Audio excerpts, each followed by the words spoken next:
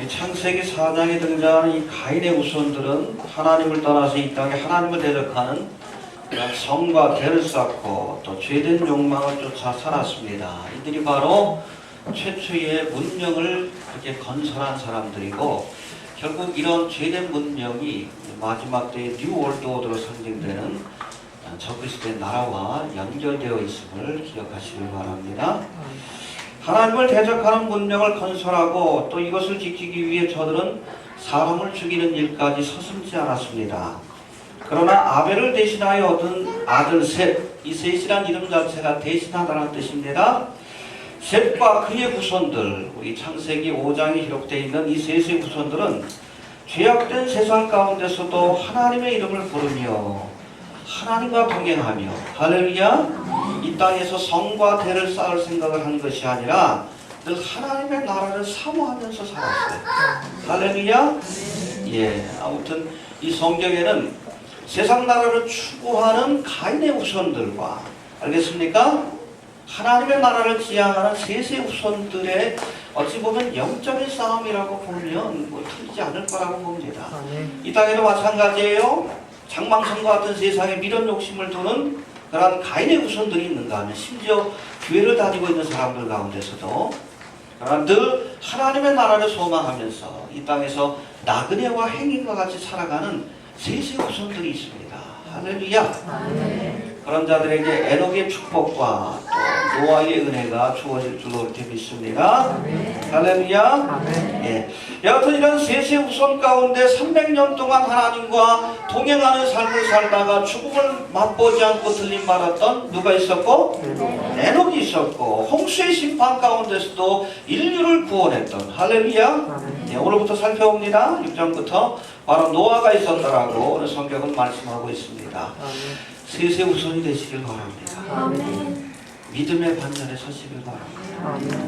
여하튼 이런 셋의 후손을 통해 결국에는 메시아가 탄생하셨어요. 믿습니까? 여러분, 지금은 노아의 때와 같이 가인의 후손들이 지배하는 죄악이 관영한 시대예요. 이해가 되십니까? 죄된 문명과 그런 문화들이 지배하는 가인의 시대와 같은 시대입니다. 그러나 이와 같은 그런 때라 할지라도 우리가 노아와 같이, 에녹과 같이 구별된 삶의 모습을 가지고 살아야 한다는 겁니다. 이해가 되십니까?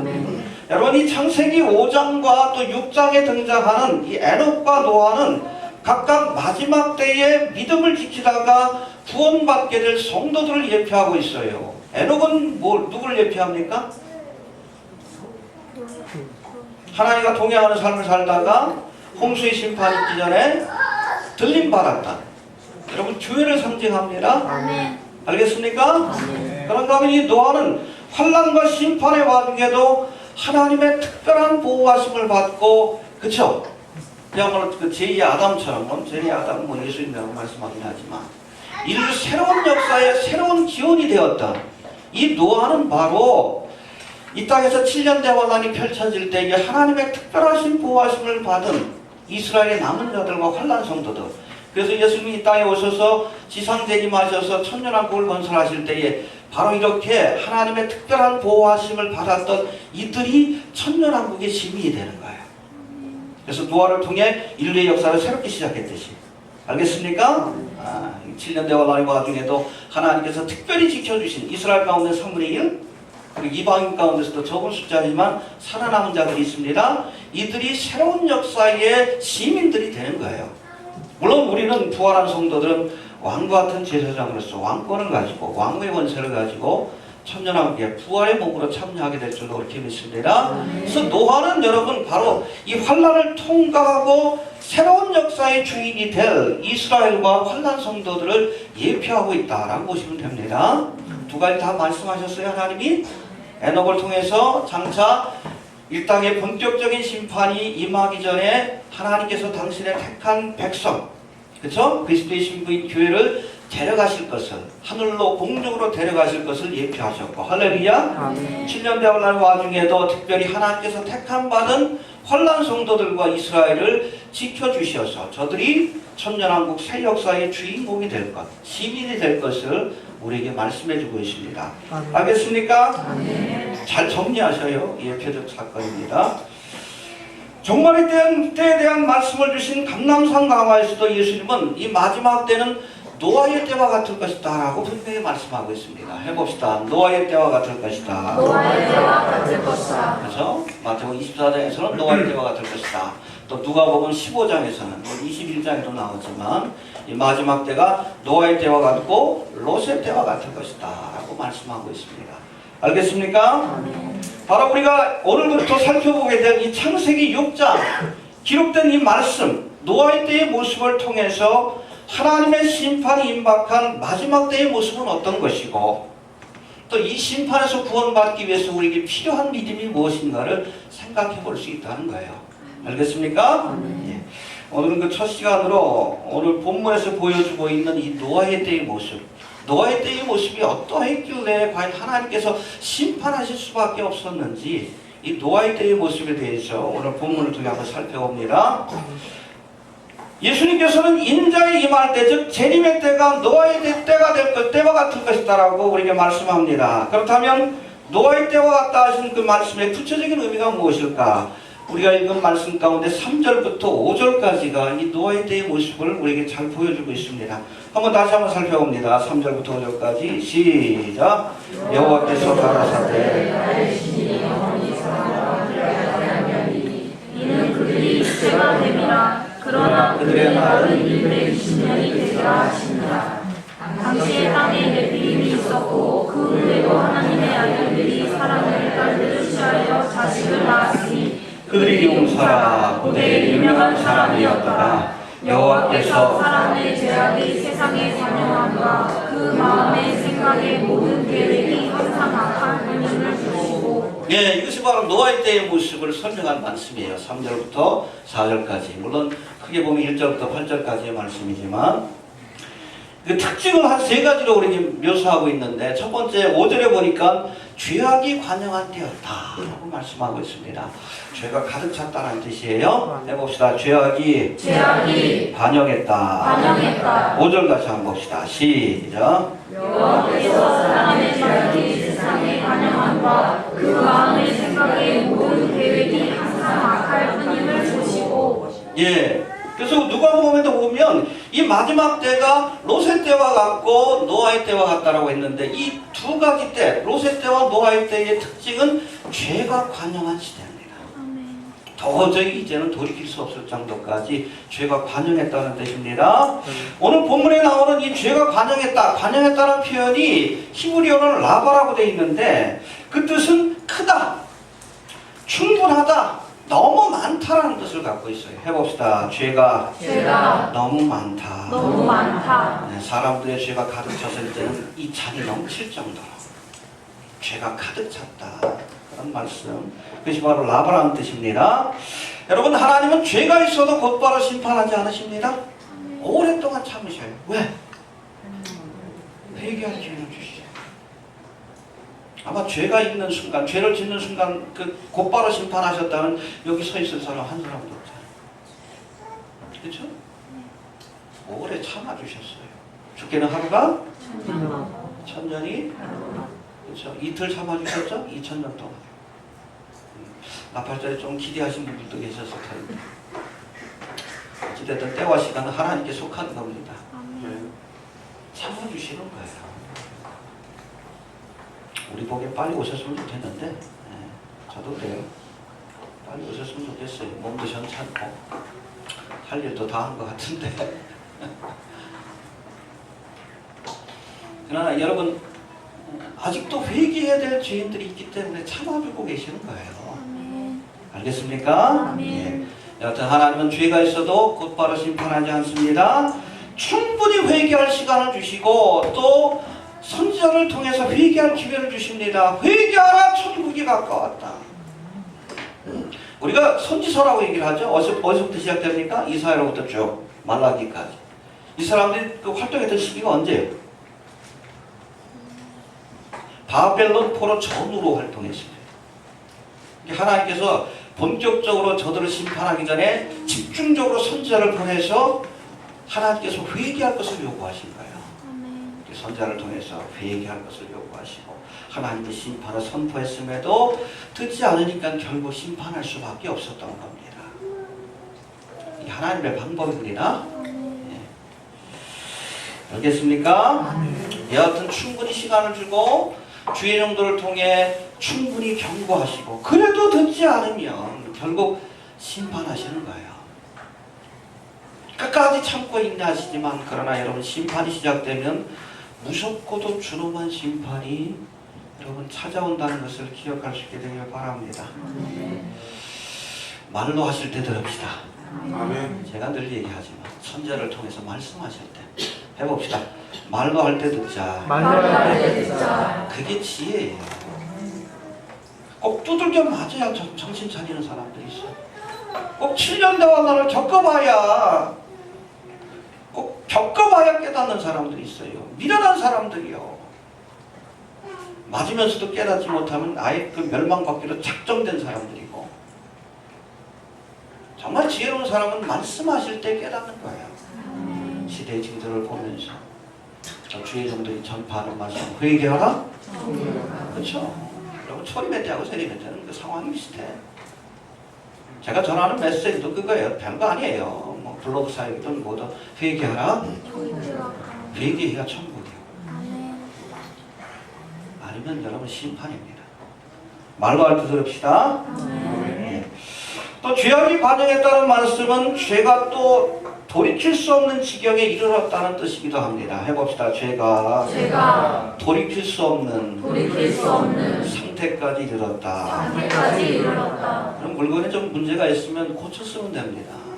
그런데 고쳐 쓸 수 없을 만큼 하자가 생기면, 그렇죠? 자동차도 뭐 웬만하면 고쳐 쓰는데 나중에는 뭐 이것저것 그냥 다 망가지다 보니까 도저히 고쳐 쓸 수 없을 때는 폐기 처분하는 거예요. 이해가 됩니까? 오늘 본문에 보니까 여호와께서 사람의 죄악이 세상의 관영함과 그 마음의 생각의 모든 계획이 항상 악할 뿐임을 보시고 도저히 돌이킬 수 없다. 다니엘서에도 나오잖아요. 메네메네 되길 구하시고 벨사사를 보니까 바벨론 제국을 보니까 도저히 안 되겠어. 성전 기능을 가지고 술을 따라 마시고 그것 가지고 우상 앞에 그냥 찬양하는 모습을 보면서 이거는 도저히 용납할 수 없다. 왕궁벽에 손가락이 나타나 글씨 있어. 메네메네 되길 구하시고 세어보았다. 달아보았다. 부족한 바가 되었다. 결국 이 바벨론은 메대와 바사에 나누어 주리라. 그날 밤 벨사살이 죽었어. 하나님이 세워오십니다. 알겠습니까?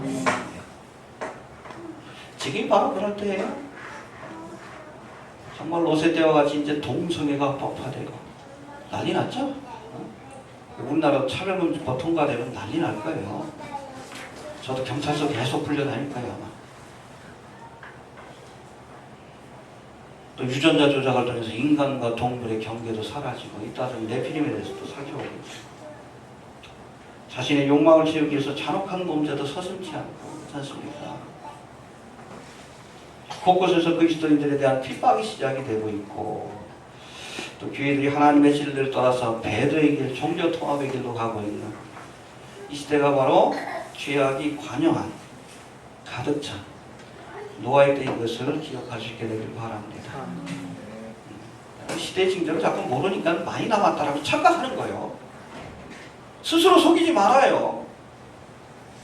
가끔 종말에 대해서 얘기하면 다 안다고 다 인정한다고 그러면서도 예수님이 곧 오실 것이라는 것에 대해서 인정하지 않는 사람들이 있어. 모르는 거예요. 이미 죄악에 관영했습니다. 빨리 오셔서 심판하셔야 돼. 내가 보기에도. 지금이 바로 말세지말임을 노아의 때와 같은 말세지말임을 기억할 수 있게 되길 바랍니다. 또 두 번째, 첫 번째 특징은 죄악이 관영한 때라고 5절에서 말씀하고 있고 또 두 번째, 이게 참 어려운 주제이긴 하지만 풀어갑시다. 저도 일주일 동안 끙끙 앓았어. 어려운 주제이지만 네피림이 활동하던 시대입니다. 알겠습니까? 4절 한번 봅시다. 시작. 당시에 자기의 네피림이 있었고 그들도 하나님의 아들들이 사람의 딸들을 취하여 자식을 낳았으니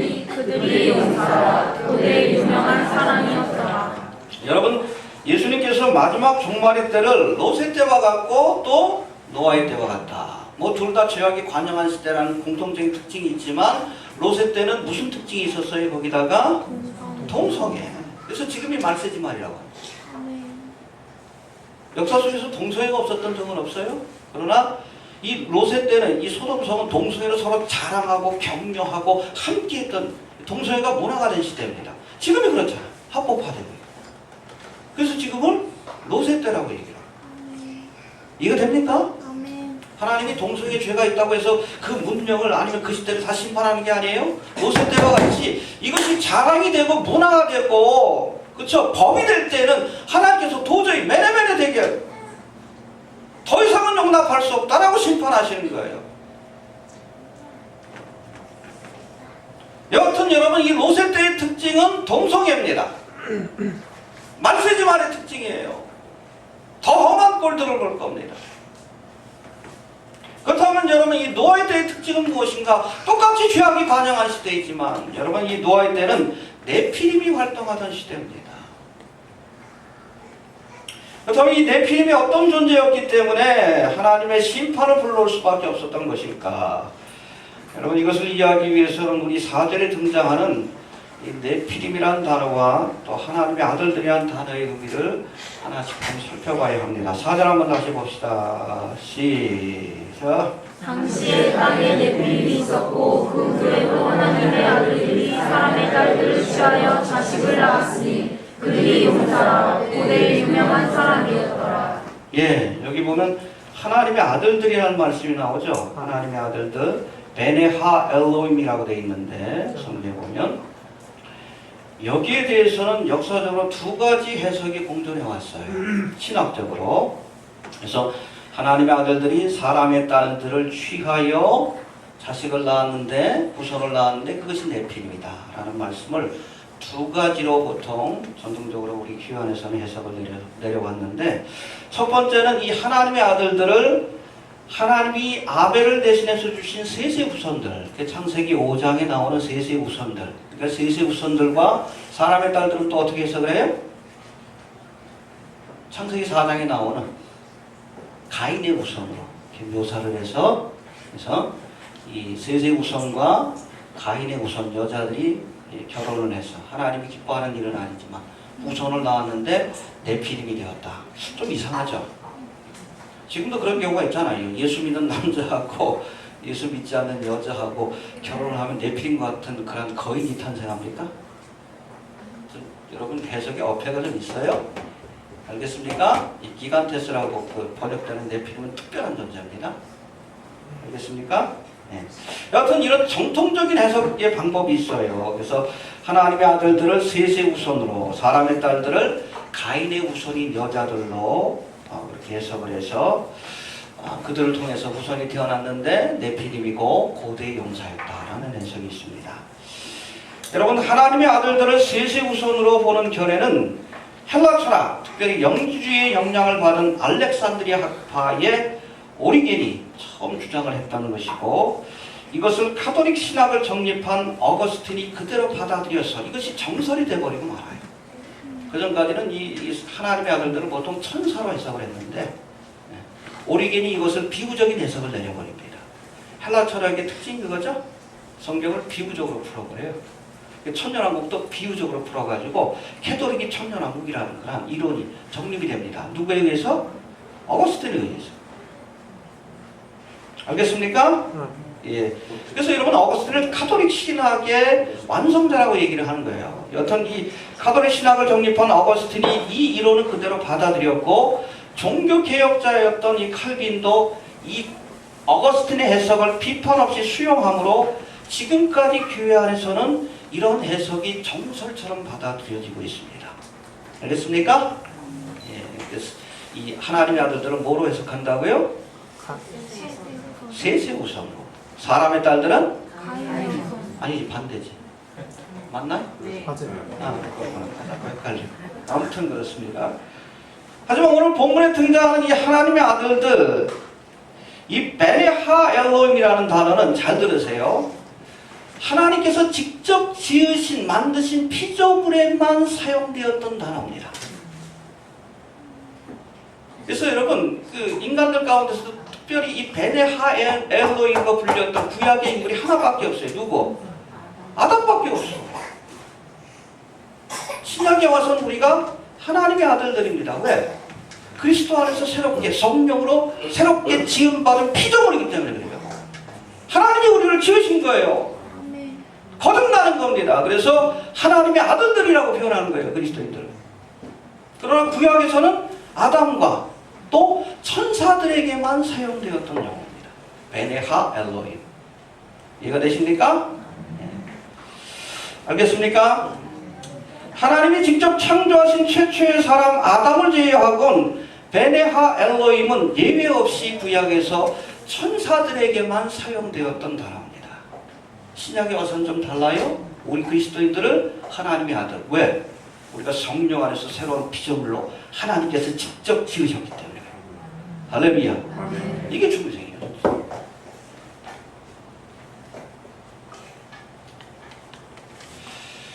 그래서 오늘 본문에 등장하는 이 베네하 엘로힘은 지금도 이 정통적인 유대인들은 이 창세기에 나오는 하나님의 아들들을 천사들이라고 해석합니다. 알겠습니까? 이게 정설이에요, 정설. 그리고 유대 랍비들뿐 아니라 구약 성경을 헬라어로 번역했던 70인역, BC 2세기인가?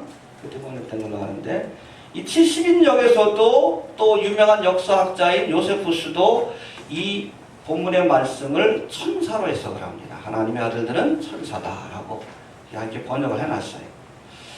그리고 초대교부들 가운데서도 이 오리겐은 알렉산드리아파입니다. 알렉산드리아파가 아닌 이 터툴리안 같은 경우에도 이 본문을 천사로 해석을 합니다. 그리고 종교개혁자인 루터도 카톨릭의 해석을 그대로 따라서 이것을 세세우선이라고 해석하는 칼빈과는 달리 마틴 루터는 이것을 천사라고 해석을 합니다. 두 가지 해석이 지금 공존하는 거예요. 지금 교회 안에서는 자꾸 칼빈의 해석만 지금 가르치고 있는 겁니다. 알겠습니까? 이 말씀에 대한 비유적인 해석을 내렸던 알렉산드리아파, 영주주의의 영향을 받은 그런 해석법을 따르고 있다라고 보시면 됩니다. 알겠습니까? 네. 예. 여하튼 하나님의 아들들인 천사들이 우리 유다서 1장 6절 7절에도 나오지만 자기 지위를 떠나서 지키지 아니하고 자기 처소를 떠나, 본래는 천사의 신분인데 천사의 신분을 떠나서 자기 처소라는 것은 다른 몸을 입었다는 표현이에요. 다른 몸을 입어가지고 생식이 가능한 다른 몸. 원래는 우리의 부활의 몸과 같이 신령한 몸이었는데 그것을 떠나서 다른 몸을 입고 사람의 딸들을 취하여 네피림이라고 하는 변종을 만들어냈다라고 해석을 내는 겁니다. 알겠습니까? 예. 그래서 네피림은 하나님의 아들들인 천사와 인간, 사람의 딸들인 인간 사이에 탄생한 그런 변종 인간으로 묘사하고 있는 겁니다. 여러분, 이 네피림이 타락 천사들과 사람의 딸들 사이에서 태어난 변종 인간이라는 증거는 사실은 이 네피림이라는 단어 자체에도 그대로 묘사되고 있습니다. 이 네피림이라는 단어는 본래 떨어지다, 쫓겨나다라는 뜻을 가진 히브리어 네팔이라는 동사에서 파생된 거예요. 해봅시다. 떨어지다, 쫓겨나다. 그래서 네피림을 그대로 해석하면 fallen ones, 떨어진 자들. 뭐가 생각나요? fallen angels, 타락천사와 긴밀하게 연관이 된 존재라는 것을 네피라는 단어 자체가 우리에게 설명해주고 있습니다. 알겠습니까? 이 구약 성경을 헬라어로 번역한 70인역에서는 특별히 이 네피림이라는 단어를 기간테스라고 번역해 놓고 있는데, 이 헬라어 기간테스는 이걸 영어로 번역하면서 이 기간테스를 이 영어 성경에서는 자이언트라고 해석을 했어요. 물론 네피림의 특징 중에 하나가 거인입니다. 그래서 여러분 그 네피림이라고 묘사되고 있는 바사랑 옥 같은 경우에는 키가 한 3.5m가 돼요. 골리앗도 가드 사람 골리앗이라고 그러죠.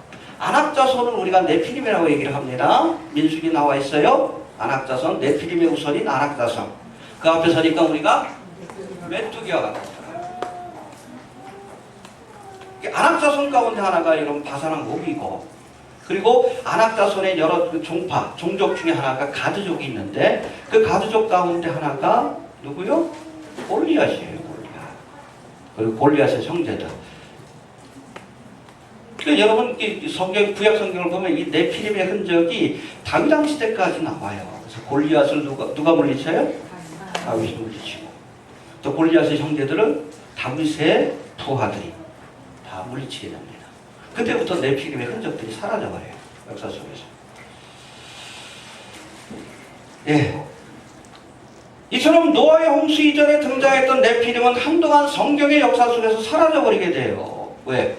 홍수의 심판으로 하나님께서 일소하신 겁니다.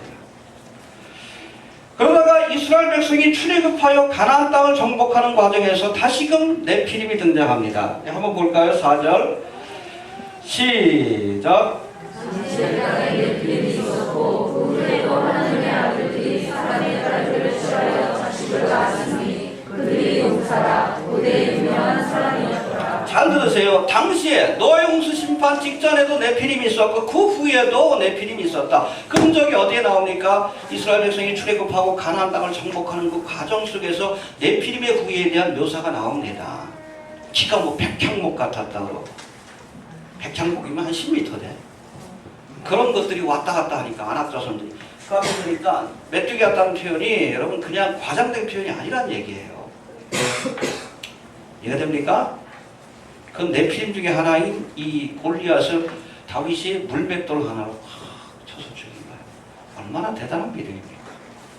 만군의 주 여호와의 이름으로 내가 가느라. 할렐루야.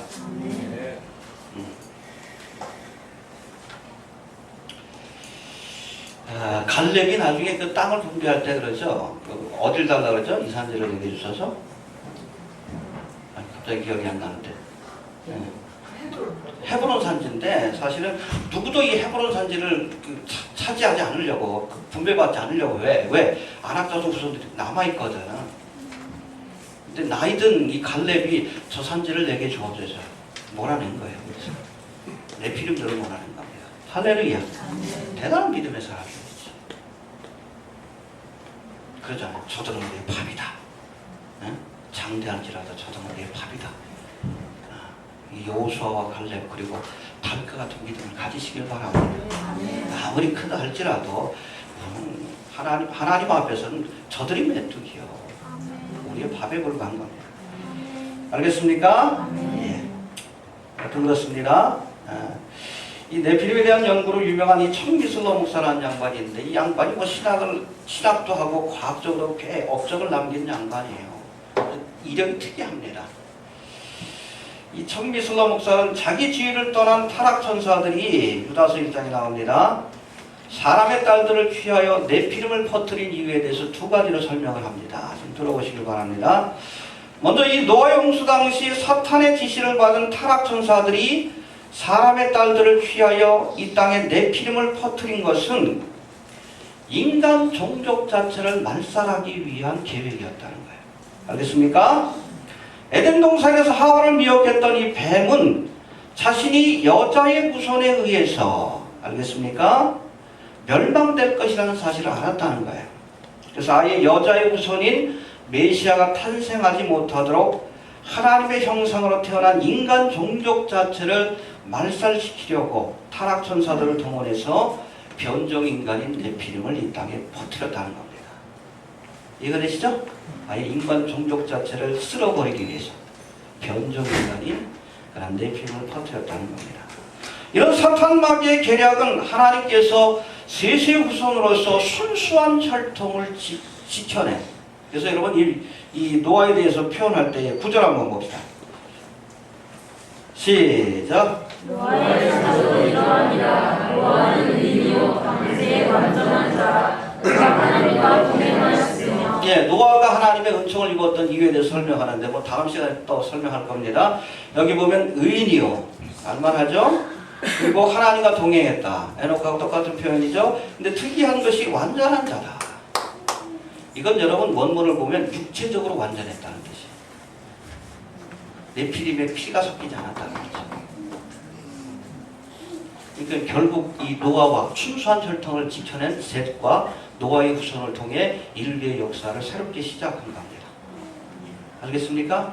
여자의 후손을 지켜내기 위한 과정에서 사탄 마귀가 네피림을 이 땅에 퍼뜨렸다. 또 두 번째는 출애굽과 가나안 정복의 과정에 등장한 네피림들에 관한 설명인데 이스라엘 백성들이 애굽 땅에 머물던 400년 동안 사탄 마귀는 이스라엘 백성들이 다시금 가나안 땅으로 돌아와서 그곳에다가 하나님의 나라를 건설할 것을 알았어요. 그리고 그 땅에 메시아가 올 것을 알았습니다. 방해하기 위해서 그 400년의 기간 동안에 바사나 옥이라든지 아낙자손과 같은 네피림을 퍼뜨렸다는 거예요. 이스라엘 백성들이 정착하지 못하더라고요. 알겠습니까? 그래서 여러분 민수기 13장을 보면 애굽 땅을 빠져나온 지 1년 만에 가나안 땅에 보이는 가데스 바네아에 도착한 이스라엘 백성들이 그곳에서 12명의 정탐꾼을 보내고 그 가운데 10명의 정탐꾼이 뭐라고 보고를 합니까? 그곳은 거민이 삼키는 땅이요 아낙자손 네피림의 후손을 보았는데 우리가 그 앞에 있으니 메뚜기와 같았나이다. 이 과장된 표현만은 아니라는 겁니다. 장대한 골리앗도 2.9 네피림 중에는 작은 거예요. 바사나목이 한 3.5m 그리고 백향목 같았다 그러니까 백향목이 한 10m 되거든요. 장대한 아낙자손들 네피림의 후손들이 진을 치고 있는 것을 보고 겁이 나가지고 거긴 거미를 삼키는 땅, 사람 잡아먹는 땅이다. 실제로 네피림들이 사람을 잡아먹었다는 기록이 있어요. 그럼 난리를 친 거예요. 그때 여호수아 갈렙은 뭐라고 합니까? 야 걱정하지 마라. 아무리 저들이 장대하고 경고한 성이 있대도 그들은 우리의 밥이다. 하나님이 우리와 함께 하신다. 이스라엘 백성들이 여호수아 갈렙의 말을 들은 것이 아니라 10명의 정탐꾼의 말을 듣고 차라리 들어가는 여기서 죽는 것이 낫겠다. 죽어라 하십니다. 40일 동안 가나안을 탐지했죠. 하루를 1년으로 쳐가지고 40년 동안 가나안 땅을 광야를 방황하게 하십니다. 1세대가 다 죽고 나서 그 후세대를 통해서 여호수아 갈렙과 함께 가나안 정복의 사역을 맡기셔요. 할렐루야.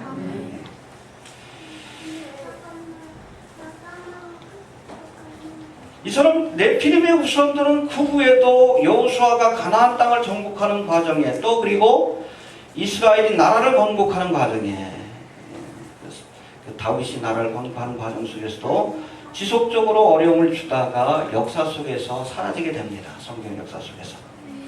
여하튼 성경의 역사 속에서 하나님의 사역을 방해하고 하나님의 백성들을 괴롭혔던 이 변종인간인 이 네피림이 또다시 노아의 때로부터 묘사되고 있는 이 종말의 때에 다시 등장할 것이다라고 성경은 말씀하고 있습니다.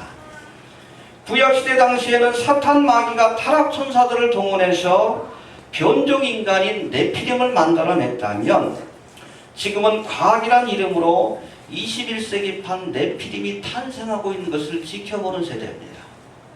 네피림은 본질적으로 하이브리드예요. 네피림이라는 단어를 셉투아진트 70인역에서는 기간테스라고 번역을 합니다. 기간테스. 자이언트라고도 해석을 하지만 본래의 뜻은 땅에서 난 자라는 뜻이에요. 해봅시다. 땅에서 난 자. 근데 이 기간테스가 헬라 신화에도 등장해요. 헬라의 신화에 보면 제우스라든지 그 헬라 신들이 사람의 딸들을 취해가지고 후손을 남기는 것이 있어요. 대표적인 것이 헤라클레스, 아틀라스, 프로메테우스, 타이탄. 영화도 나오죠, 요즘. 이 사람들은 신도 아니고 인간도 아니고 반신. 그거를 기간테스라고 묘사합니다. 정확하게. 신과 인간 사이에 결합된 변종인간을 기간테스라고. 헬라 철학이죠. 헬라 철학이 그냥 만들어진 것이 아니라 그런 역사적인 사건들을 배경으로 하고 있다는 거예요. 여러분 전 세계적으로도 보면 뭐 자이언트, 거인에 대한 신화뿐 아니라 홍수에 대한 설화나 신화들이 많이 산재해 있어요. 인디안들 가운데서도 홍수의 실화가 있습니다. 설화가 있는데 그건 여러분 그냥 만들어진 설화가 아니라 보세요. 노아의 홍수라는 사건이 있었는데 거기에 대한 정확한 기록은 성경에 나옵니다. 그런 기록들이 이방 문화에 퍼지면서 설화의 형태로 신화의 형태로 남았다라고 보시면 됩니다. 이 기간테스도 마찬가지예요. 정확하게 신과 인간 사이에 탄생한 변종인간 헤라클레스와 같은 그런 변종인간으로 묘사되고 있다고 보면 됩니다. 여튼 21세기판 하이브리드 네피림이 탄생하고 있는데 첨단의 유전자 조작 기술과 컴퓨터 로봇 기술을 이용해서 사람과 동물 또 사람과 로봇의 경계가 애매한 새로운 인류 트랜스휴먼이라고 합니다. 트랜스휴먼이 탄생하고 있는 시대를 우리가 지켜보고 있습니다. 여러분, 이것이 바로 21세기판 변종인간이고 하나님의 권위에 도전하는 행위입니다. 심각해요. 유전자 조작은 하나님의 권위에 도전하는 거예요. 인간에게 DNA를 주셨어요? 분석이 다 끝났죠? 이건 하나님의 설계도입니다. 이 설계도에다 새로운 것들을 여기다 가미를 시킵니다. 인간의 유전자에다 동물의 유전자를 결합시킵니다. 2011년에 여러분 중국에서 젖소의 유전자에다가 뭘 집어넣었어요? 사람의 유전자를 넣어가지고 우유를 생산하는데 모유 성분이 나온다고 합니다. 2011년. 최근에는 4월달인가 중국에서 또 인간의 배아줄기세포 있죠? 남자와 정자가 결합된 여기에다 유전자 조작을 하는 실험을 하고 있대요. 생각을 해보세요. 사람의 유전자에다 젖소의 유전자를 집어넣으면 이걸 젖소라고 해야 돼? 사람이라고 해야 돼요? 하이브리드 변종인간입니다. 인간 종족 자체를 멸살시키기 위한 그 사탄 마귀의 계획 속에서 진행되고 있는 거예요. 노아의 홍수 때는 누구를 동원해서? 타락천사들을 동원해서. 지금은 유전자 조작 기술이라는 과학기술을 동원해서 인간 종족 자체를 멸살시키기 위한 일들을 진행시키고 있습니다. 하나님 심판하셔야죠. 순수한 인간들을 지켜내기 위해서도 하나님의 형상으로 지음받은 인간의 종족 자체를 말살시키기 위한 일들이 진행되고 있다는 것을 기억할 수 있기를 바랍니다. 지금이 바로 노아의 때입니다. 예, 그래서 첫 번째 이 노아의 때의 특징은 죄악이 관영한 시대. 두 번째는 네피림이라고 하는 변종인간들이 활동하는 시대다. 그 다음에 세 번째는 뭐라고 묘사되어 있습니까? 우리 3절 한번 봅시다. 시작. 나의 신이 영원히 사람과 함께하지 아니하리니 이는 그들이 육체가 됨이라. 그러나 그들의 날은 이제 진리라 하시니라. 해봅시다. 그들이 육체가 됨이라. 그들이 육체가 됨이라. 죄악이 관여하고 타락천사와 인간들 사이에 탄생한 변종인간 네피림이 지배하던 노아의 때를 보시면서 하나님께서 말씀하십니다. 나의 신이 영원히 사람과 함께하지 아니하리니 이는 그들이 육체가 됨이라. 할렐루야. 타락한 인간들에게서 성령을 거둬가시겠다는, 알겠습니까? 나의 신이 영원히 저와 함께하지 아니하리라. 생명을 거둬가고 성령을 거둬가시겠다는 하나님의 심판이 내려졌고, 그 후로 노아의 홍수 심판으로 저들을 진멸하셨음을 기억할 수 있게 되길 바랍니다. 그 이유가 뭡니까? 저들이 육체가 되었기 때문이다 라고 말씀합니다. 이 육체라는 단어가 히브리어로는 마사르라고 되어 있고 헬라어로는 살크스라고 되어 있는데 본래는 이 육체라는 단어가 고깃덩어리라는 뜻이에요. 하나님의 거룩한 형상을 잃어버릴 때, 그렇죠? 우리가 범죄함으로 하나님의 거룩한 형상을 잃어버릴 때 하나님 보시기엔 사람이 아니요 고깃덩어리입니다. 고깃덩어리를 쓸어버리신 거예요. 이게 노아의 홍수의 심판입니다. 하나님이 잔인한 분이다? 어떻게 인간들? 아니요. 인간이 아니에요. 하나님의 형상을 잃어버리면 이미 인간이 아닙니다. 고깃덩어리에 불과해요. 살크스, 마사르, 육체가 됩니다. 이게 고깃덩어리를 치워버리신 거예요. 인간만 남겨두시고.